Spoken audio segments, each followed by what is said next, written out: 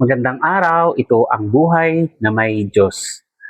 Ang pamagat natin ngayon ay hanapin mo na parang kayamanan.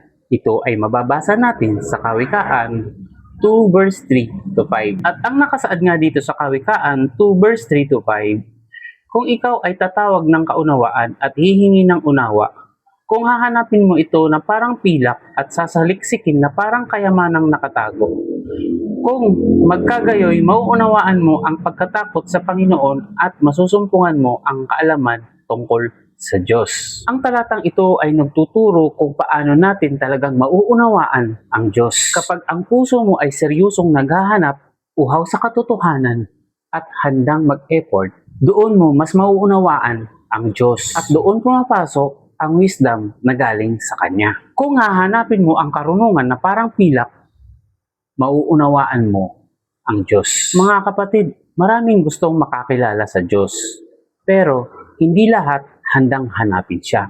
Ang tanong, gaano mo ba talaga hinahanap ang Diyos? Hinahanap mo lang ba siya kapag may problema? O hinahanap mo siya araw-araw na parang kayamanang nakatago? Sabi ng salita ng Diyos, kung hahanapin mo siya ng buong puso, hindi lang basta pagbabasa, kundi may uhaw, may paghahanap, may pagsusumikap, doon mo siya masusumpungan. Hindi aksidente ang pag-unawa sa Diyos. Hindi ito basta dumarating. Ito ay para sa mga taong seryosong naghahanap. Kaya kung gusto mong maranasan ang tunay na karunungan, lumapit ka sa Kanya. Magtanong ka, magsaliksik ka, huwag kang titigil. Dahil ang Diyos ay hindi nagtatago para hindi matagpuan. Siya ay naghihintay para hanapin mo siya.